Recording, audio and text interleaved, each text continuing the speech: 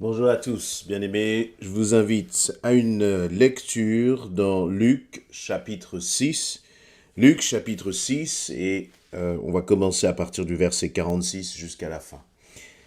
Pourquoi m'appelez-vous Seigneur, Seigneur, et ne faites-vous pas ce que je dis?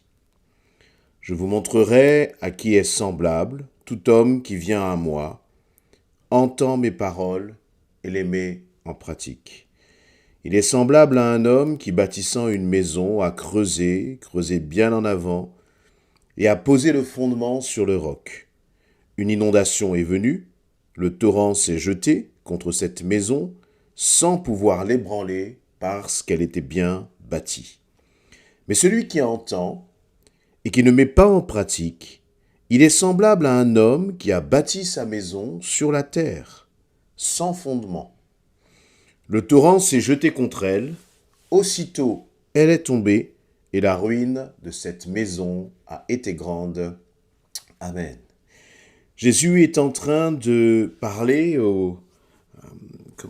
à la foule, ainsi qu'à ses disciples, et beaucoup l'appellent Seigneur, Seigneur. Comme toi et moi, nous pouvons appeler notre Jésus Seigneur, c'est-à-dire l'appeler avec un terme qui évoque une soumission, qui évoque le fait que nous positionnons Dieu, nous positionnons Jésus comme étant maître dans nos vies. Mais ce qui est important, ce ne sont pas les mots, ce ne sont pas les termes que nous allons utiliser pour qualifier la position de Jésus dans notre vie. Ce qui va intéresser Jésus, c'est ton obéissance, c'est mon obéissance. Ce qui va intéresser Jésus et ce qui va faire de la différence, qui va créer un impact dans nos vies, c'est est-ce que lorsque Jésus nous parle, est-ce que nous nous soumettons à ce qu'il nous dit? Même quand ça ne te plaît pas, même quand ce qu'il te dit va peut-être à l'encontre, parfois, de tes propres conceptions. Le Seigneur ne nous parle pas en nous demandant si nous sommes d'accord ou pas. Mais en même temps, le Seigneur ne nous obligera jamais à faire sa volonté. Le Seigneur demande une soumission volontaire. Il demande une soumission à sa volonté, mais qui soit le fruit vraiment d'un désir de notre part. Désirer, se soumettre à Dieu. Une soumission volontaire. Et donc, le Seigneur va commencer par un reproche au verset 46. Mais pourquoi m'appelez-vous Seigneur, Seigneur, et ne faites-vous pas ce que je dis?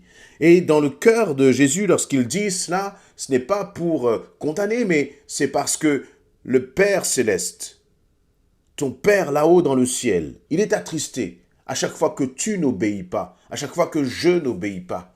C'est exactement les mêmes sentiments qu'une père et une mère terrestres vont avoir à l'égard de leur fils, de leur fille, lorsqu'ils vont donner un conseil, qu'ils vont voir que ce conseil n'est pas mis en place. Alors que ce conseil allait aider et faire du bien, même si ça paraissait parfois un peu compliqué à mettre en place.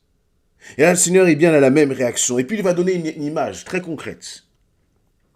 Il va donner une image de la vie de tous les jours, comme Jésus sait si bien le faire. Il va donner l'exemple de deux hommes. Un va bâtir sa maison, mais vraiment en creusant des fondations et en posant sa maison sur le roc. Et ce qui est intéressant, il va dire dans le verset 47, verset 48, il va creuser et creuser bien avant, c'est-à-dire bien profondément. Et puis un autre va juste avoir une belle maison, mais qu'il va poser sur la terre, sans fondation. Et nous savons très bien comment les choses vont se passer. Et d'ailleurs, nous n'accepterions pas que dans notre propre vie, si nous achetons une maison, si nous vivons dans une maison, nous n'accepterions pas que les fondations de cette maison soient fragiles. Et nous préférons même prendre 1 mois, 2 mois, 3 mois, 6 mois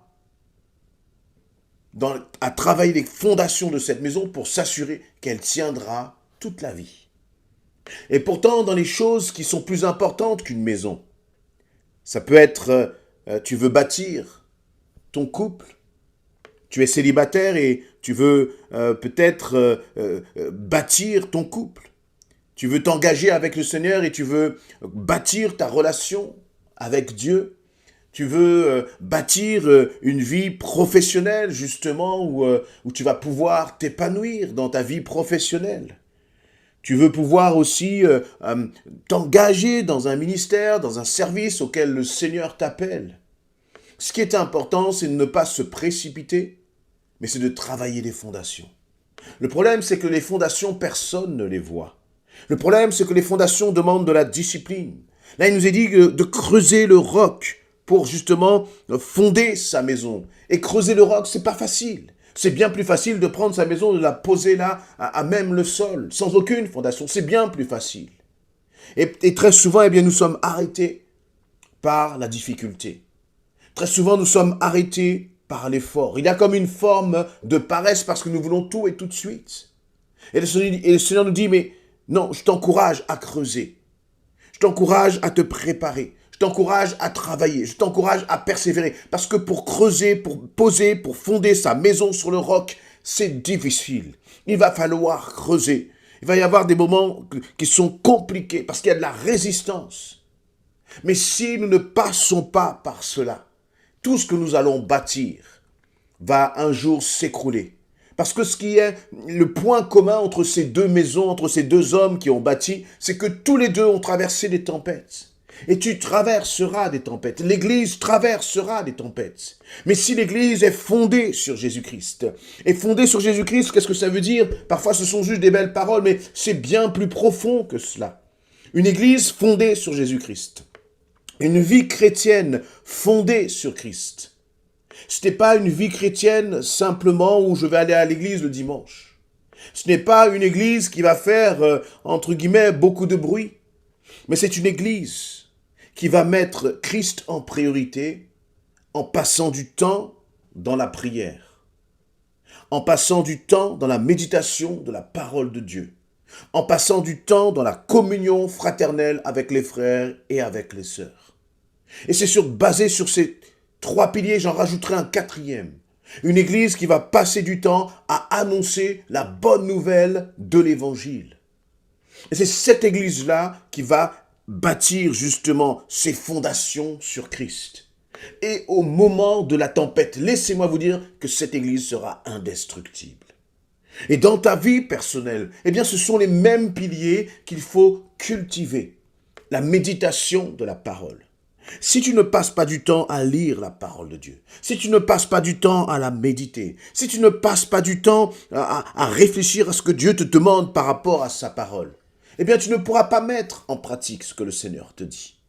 Lorsque le vent va souffler, lorsque la tempête va s'abattre, lorsque tu vas commencer à passer par des circonstances difficiles, eh bien ce sera peut-être là trop tard de commencer à chercher à bâtir des vraies fondations. C'est maintenant qu'il faut le faire. C'est maintenant qu'il faut se consacrer à Christ. Parce que comme cela, eh bien, c'est la bonne façon d'anticiper la tempête qui viendra de toute façon à un moment ou à un autre.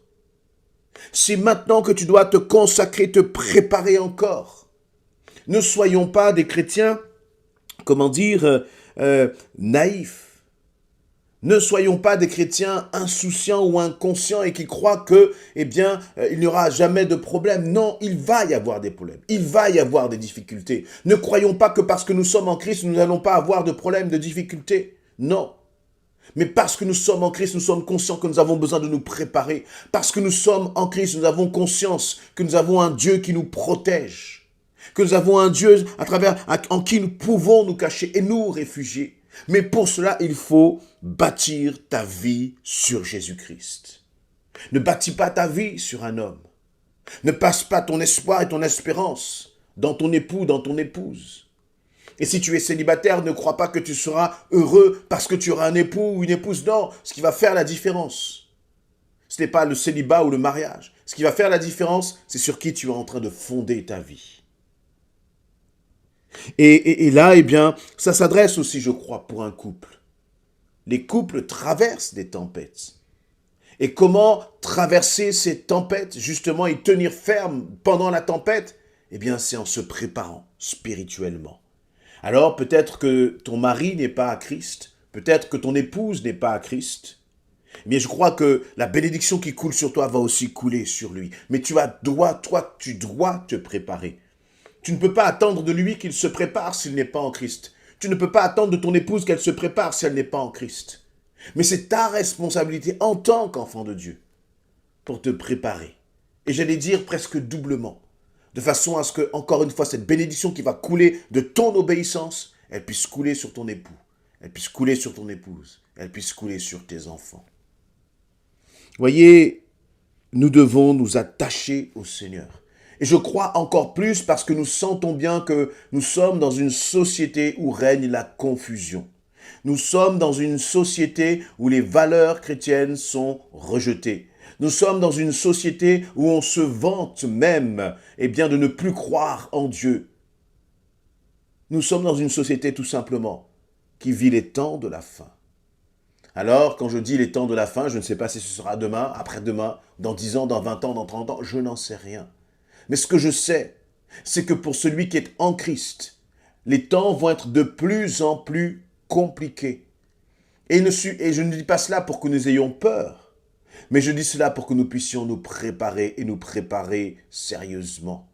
Le temps de l'église bling-bling, le temps des paillettes, le temps de l'évangile de la prospérité, où on ne cherche qu'à s'enrichir ici-bas. Ce temps-là doit être révolu. Ce que nous devons chercher à faire, ce n'est pas de chercher à paraître et de regarder en fonction de choses, d'éléments qui sont extérieurs. Mais ce que nous devons chercher à faire, c'est à approfondir, à aller de plus en plus profond dans les fondations. Ça fait 1 an, 2 ans, 10 ans que tu as donné ta vie au Seigneur. Où en es-tu dans tes fondations avec lui? As-tu l'impression d'avoir creusé profondément? Ou est-ce que tu as l'impression qu'à la moindre tempête, à la moindre contrariété dans ta vie, ton cœur commence à s'agiter, tu commences à paniquer, tu commences à avoir peur, tu commences à crier au secours? Si c'est ton cas, alors je t'invite vraiment à changer de cap et à rentrer dans une autre dimension, à entrer dans une maturité spirituelle qui ne peut s'acquérir que par une chose, c'est par mettre la parole de Dieu au centre de ta vie et développer ton intimité avec Dieu. Récemment, notre pasteur prêchait sur le fait que la victoire, elle s'acquiert dans l'intimité, dans le lieu secret. Et cette question, justement, ce passage de la fondation, je crois qu'il nous parle justement du lieu secret. Parce que les fondations, on ne les voit pas. On ne voit que ce qui est extérieur. Mais c'est dans le lieu secret. C'est en travaillant les fondations avec ton Seigneur que tu vas commencer à grandir. Parfois, on peut grandir très vite, mais parce qu'il n'y a pas de fondation, à la moindre tempête, tout cela est emporté. Mais s'il y a des fondations profondes en Christ, quelle que soit la tempête, tu tiendras. Quelle que sera l'adversité, tu tiendras. Alors, je t'encourage vraiment à développer ton intimité avec le Seigneur, à passer du temps avec lui, à favoriser des temps aussi de présence avec l'Église. Je crois réellement qu'on ne peut pas être un enfant de Dieu affermi si on n'est pas affermi dans son Église. Parce que l'Église, c'est le corps auquel toi, en tant que membre, tu appartiens. Et si tu es un bras tout seul, lorsque le vent va passer, tu seras beaucoup plus vite emporté par le vent. Mais si tu es ancré dans le corps de Christ, alors tu tiendras aussi beaucoup plus fermement. Soyez encouragés par ces paroles et je veux vraiment nous inviter à réfléchir et à prendre conscience de la qualité de nos fondations avec notre Seigneur. Amen.